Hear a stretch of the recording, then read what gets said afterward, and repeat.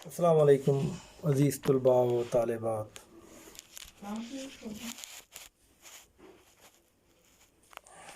ہم لوگ شبلی کے تنقیدی نظریات کو پڑھ رہے تھے. عزیز طلباء و طالبات، شبلی کا تصور شعر، اس موضوع پر ہم روشنی ڈال رہے تھے.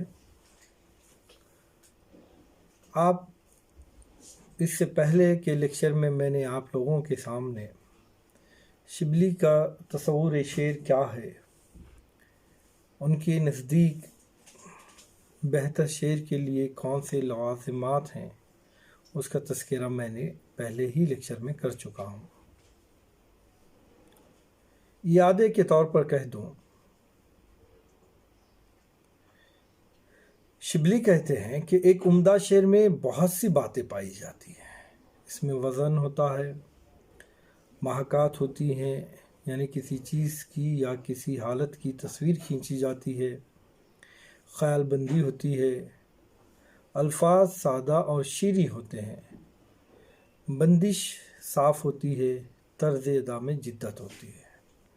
یعنی 7 چیزوں کے ملنے سے ایک بہتر شعر بنتا ہے. وہ 7 چیزیں محاکات، تشبیہ اور استعارے، تخیل، جدت، لطف ادا، سادگی، واقعات اور تاثیر ہیں، جن میں سے ہم پچھلے لیکچر میں محاکات، تشبیہ اور استعارے، تخیل کسے کہتے ہیں، ان تمام چیزوں کو پڑھا ہے. اس کے بعد جو اہم لوازم ہے، شعر کا جو اہم حصہ ہے، وہ ہے جدت، لطف و ادا. جدت و لطف ادا ہے، اور شبلی کے نزدیک جدت یا طرز ادا شعر کے لوازم میں سے ایک ہے. انہوں نے اپنی کتاب شعر العجم میں لکھا ہے کہ بعض اہل فن کے نزدیک جدت ادا ہی کا نام شاعری ہے. اب جدت ادا کسے کہتے ہیں؟ جدت ادا سے مراد کسی بات کو نئے انداز یا اچھوتے طریقے سے ادا کر رہا.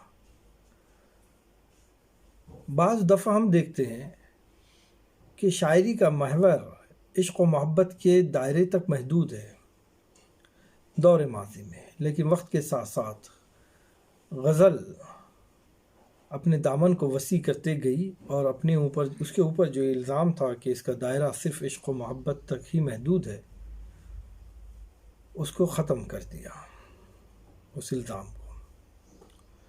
لیکن بہت سارے موضوعات ایک جیسے ہوتے ہیں، اور وہی موضوع ذہن پر نقش پا ہو جاتا ہے جو بہتر انداز سے ادا کیا جاتا ہے، اور اسی کو بہت سارے اہل فن نے جدت ادا کہا ہے.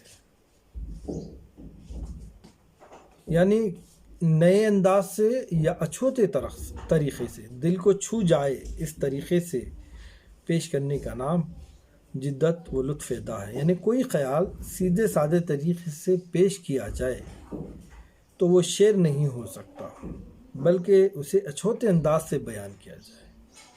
اچھوتے انداز یا نئے انداز کی اصطلاح کو انہوں نے مختلف مثالوں سے سمجھایا. مثلا انہوں نے لکھا ہے، کل میں اس واقعے کا تذکرہ کر رہا تھا لیکن کسی سبب سے یہ ادھورا رہ گیا تھا.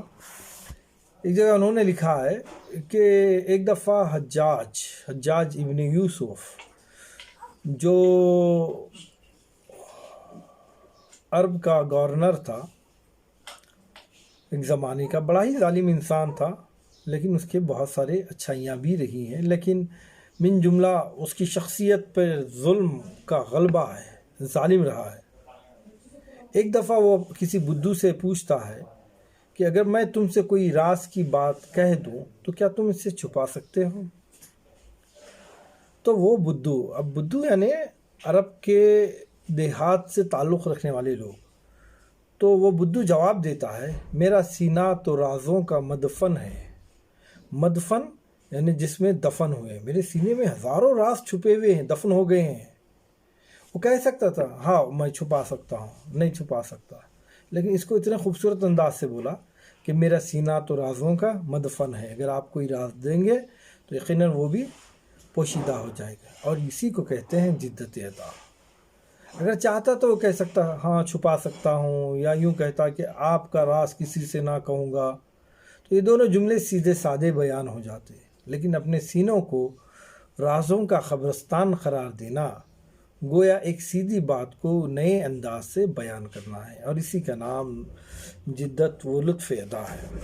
ٹھیک ہے، تو میں سمجھتا ہوں یہ آپ لوگوں کے ذہن نشین ہو گیا ہوگا۔ اور ایک مثال یہاں پر دی گئی ہے کہ اگر کوئی کہتا ہمارے گھر کو اداسی نے گھیر لیا ہے تو بات اتنی متاثر کن نہیں ہوتی، لیکن اسی خیال کو ناصر کاظمی نے پیش کیا۔ دیکھیے شعر ہے، اس میں انہوں نے اس خیال کو کہ گھر مایوسی سے، پریشانیوں سے گھر گیا ہے، اداسی سے گھر گیا ہے۔ اب ان سادے لفظوں کو ناصر کاظمی شعر میں ڈھال کر کہتے ہیں ہمارے گھر کی دیواروں پہ ناصر، ہمارے گھر کی دیواروں پہ ناصر اداسی بال کھولے سو رہی ہے۔ یہ شعر محض خیال کی وجہ سے خوبصورت نہیں بلکہ طرز ادا کے سبب متاثر کن ہے۔ گویا جدت ادا کے سبب ایک گھسا پیٹا خیال بھی دلکش اور دل فریب ہوتا ہے۔ اسی لیے شبلی نے کہا ہے کہ جدت و لطف ادا بہتر شعر کا ایک اہم جز ہے۔ اس کے بعد جو دوسرا جز آتا ہے وہ سادگی۔ اب سادگی کو شبلی نے کس معنی میں لیا ہے؟ سادگی کے کیا معنی و مفہوم ہوتے ہیں شبلی کے پاس؟ شبلی نے سادگی کو شعر کا ایک اہم وصف قرار دیا ہے۔ شعر کا ایک اہم وصف، ایک اہم جز جو ہے وہ سادگی ہے۔ سادگی سے مراد یہ ہے کہ جو مضمون یا خیال شعر میں بیان کیا گیا ہے اسے آدمی آسانی سے سمجھ جائے، آدمی کے ذہن میں آسانی سے وہ بات آ جانا چاہیے۔ شعر کو بہت ہی گھما پھرا کر، پیچیدہ کر لفظوں کے خزینے میں ڈبا کر اس طرح جو ہے سامعین کے سامنے پیش کر دیا جائے کہ آپ نے شعر کہا لیکن اس کے باوجود سامنے والے شخص کو وہ شعر سمجھ میں نہیں آیا، تو پھر وہ شعر کہنے کا یقیناً کوئی فائدہ نہیں ہے۔ یعنی بات کو آدمی آسانی سے سمجھ لے، اس انداز سے شاعر اپنی بات پیش کرنا، اور یہی سادگی کہلاتی ہے۔ سادگی ادا کے یہ معنی ہیں جو مضمون شعر میں ادا کیا گیا ہے وہ بے تکلف سمجھ میں آ جائے۔ ابھی سادگی کس طرح سے شعر میں پیدا ہوتی ہے اس کو شبلی نے بتلایا ہے، میں آپ کے سامنے کہوں گا۔ اجزائے کلام اپنی مقررہ جگہ سے ہٹنے نہ پائے۔ جو کلام ہے اس کے جو اجزاء ہیں وہ اپنی جگہ پر ہی رہے، مضمون کے جس قدر اجزاء ہیں ان کا کوئی جز رہ نہ جائے ادا کرنے میں۔ اگر کوئی جز رہ جائے گا تو پھر بعض دفعہ یہ ہوتا ہے کہ وہ مضمون ادھورا سا محسوس ہوتا ہے اور ہم اس کو سمجھنے سے قاصر رہ جاتے ہیں اور ایک خلاصہ رہ جاتا ہے، لیکن بعض دفعہ چھوڑ دینا بھی لطف پیدا کر دیتا ہے۔ الفاظ سہل ہو یعنی آسان ہو، تشبیہات قریب الفہم ہو یعنی سمجھنے کے قریب ہو، تشبیہات خوبصورت ہو، ترکیب میں پیچیدگی نہ ہو، روزمرہ اور محاورہ موجود ہو۔ ان سب باتوں کے ساتھ جدت ادا میں اعتدال سے تجاوز نہ کیا جائے۔ اس کا جدت ادا کا بھی ایک طرز ہے، اس کا بھی ایک گائیڈ لائنس ہے، اس کے بھی ایک حدود ہے، ایک ریگ لائن ہے، اس کو عبور نہیں کرنا چاہیے۔ اگر عبور کر دیں گے تو پھر بہت ہی انہیں سامعین کو سمجھنے سے بڑی ہی مشکل ہوگی۔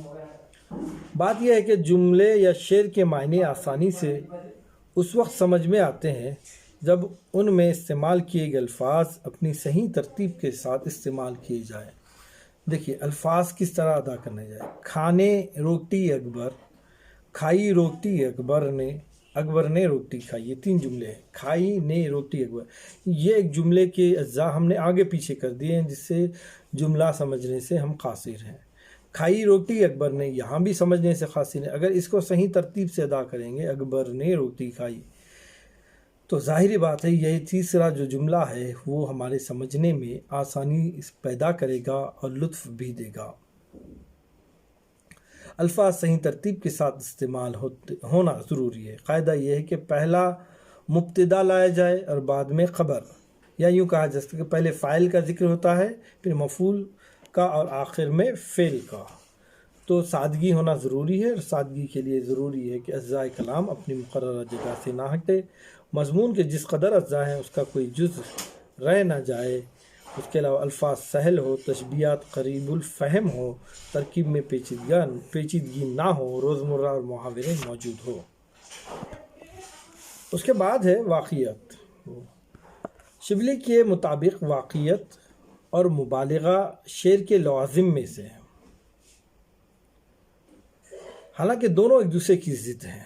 کچھ علماء فن نے واقعیت کو شعر کے لیے ضروری قرار دیا ہے، تو کچھ نے کذب و مبالغہ کو شاعری کا زیور قرار دیا ہے۔ حالی شاعری میں جھوٹ کو پسند نہیں کرتے ہیں، لیکن یہاں ہم دیکھتے ہیں کہ کذب کو ضروری قرار دیا گیا ہے، بلکہ شاعری کا زیور کہا گیا ہے۔ وہ اس لیے کہ شعر کی 2 قسمیں ہیں، ایک تخیلی اور دوسری غیر تخیلی۔ تخیلی جو ذہن میں سوچی جاتی ہے، خیال اس ضمن میں دور تک سوچا جاتا ہے۔ تخیلی شاعری کے لیے مبالغہ ضروری ہے۔ ایسی شاعری کو واقعیت سے کوئی غرض نہیں ہوتی، بلکہ اس کے پیش نظر تو یہ بات رہتی ہے کہ تخیل کے مدد سے ایک ایسی کائنات تشکیل دی جائے جس سے تفریح حاصل ہو۔ ہم دیکھتے ہیں کہ شاعری میں اکثر و بیشتر شعراء جو ہے جھوٹ کا ہی سہارا لیتے ہیں۔ شاعری اگر صرف تفریح کے خاطر مقصود ہے تو مبالغہ کام آ سکتا ہے، تفریح کے خاطر تو مبالغہ ٹھیک ہے، لیکن وہ شاعری جس سے عرب قبائل میں آگ لگا دیتے تھے، جس سے نوحے کے وقت در و دیوار سے آنسو نکل پڑتے تھے، تو واقعیت اور اصلیت سے خالی ہو تو کچھ کام نہیں کر سکتی۔ تو واقعیت بھی بہت زیادہ ضروری ہے۔ اس کے بعد جو ہے اہم موضوع ہے تاثیر۔ شبلی تاثیر کو بھی شعر کا ایک لازمی جز مانتے ہیں۔ جس شعر میں تاثیر نہ ہو پھر تو وہ محض بیان ہے، تاثیری پیدا نہیں ہوگی، بیان لوگ سنتے ہیں چھوڑ دیتے ہیں۔